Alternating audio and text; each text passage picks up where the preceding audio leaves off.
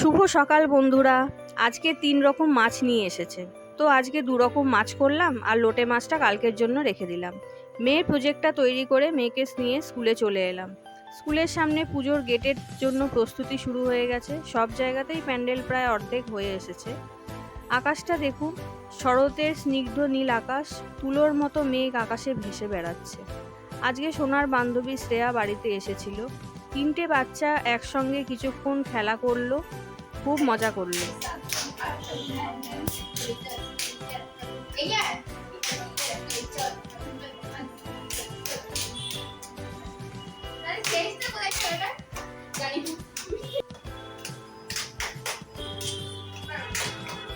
তিনজনে